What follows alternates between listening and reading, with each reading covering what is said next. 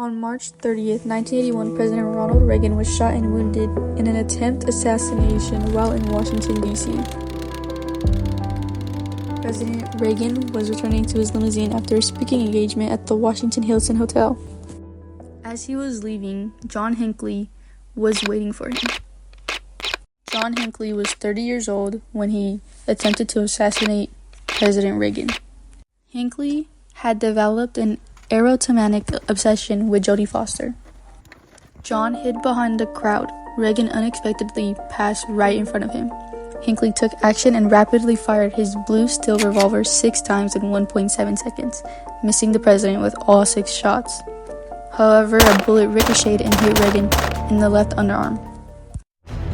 Hinckley's first shot hit White House Press Secretary James Brady in the head, above his left eye, shattering his brain cavity. DOC police officer Thomas Delahanty was shot in the back of his neck, falling on top of Brady.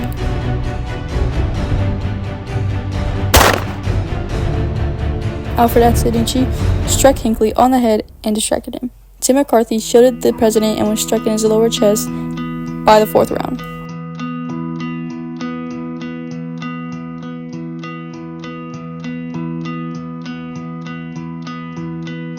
The bullet grazed his rib and lodged in his lung, causing it to partially collapse.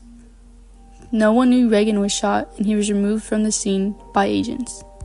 June 21st, 1982, Hinckley was found not guilty by reason of insanity.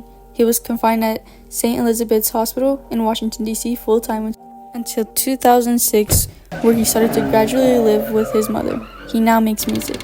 Reagan left the hospital on April 11th. He didn't return to the Oval Office until April 28th. His recovery speed impressed the doctors.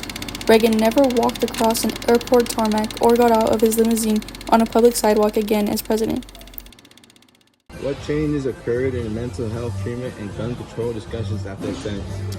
I'd say the shooting definitely led to more mental health discussions and definitely clamped down on some the gun control laws that were starting to happen. How did the attempt assassination influence future U.S. Secret Service protocols? I believe that the assassination affected protocols because there's more measurements in place.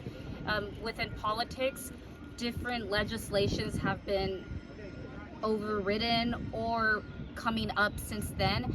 I believe that the social environment has adapted a lot to politics too. You can see social media threads going back and forth on different opinions, so it did put our nation on an edge. Do you think the media played a role in inspiring Hinckley's actions? Definitely. Hinckley was motivated by a taxi driver and his lust for Jodie Foster, which was really prevalent in the media at the time, and that's just really drove him over the edge. How did the outcome of the trial impact public perception of the insanity defense in the U.S.?